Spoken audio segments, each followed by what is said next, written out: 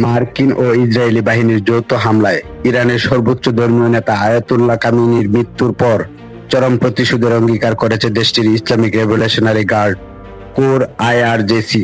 রাষ্ট্রীয় বার্তা সংস্থা ফার্স নিউজ এজেন্সির বরাতে সংবাদ মাধ্যম আল জাজিরা জানিয়েছে, খামেনির মৃত্যুতে গভীর শোক প্রকাশ করে আইআরজিসি এক বিবৃতিতে বলেছে, মানবতার সবচেয়ে নিষ্ঠুর ও সন্ত্রাসী হত্যাকারীদের হাতে এই মহান নেতার শাহাদাত তার বৈধতা ও আত্মত্যাগের চূড়ান্ত প্রমাণ।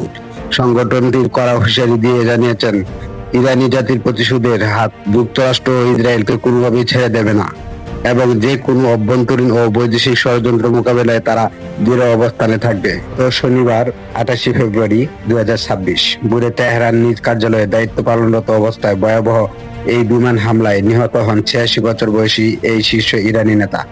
মার্কিন প্রেসিডেন্ট ডোনাল্ড ট্রাম্প এবং ইসরায়েলি প্রধানমন্ত্রী বেনিয়ামিন নেতানিয়াহু হামলার বিষয়টি নিশ্চিত করেছেন। এই হত্যাকাণ্ডের পর ইরানে 40 দিনের জাতীয় শোক এবং 7 দিনের সাধারণ ছুটি ঘোষণা করা হয়েছে। খামেনির মৃত্যুর পরপরই আইআরজিসি ইসরায়েল ও মধ্যপ্রাচ্যে থাকা মার্কিন ঘাঁটিগুলো লক্ষ্য করে কয়েকশো ড্রোন ও ক্ষেপণাস্ত্র ছুড়েছে, যার ফলে গোটা অঞ্চলে ভয়াবহ ও সংঘাতের আশঙ্কা তীব্র আকার ধারণ করেছে।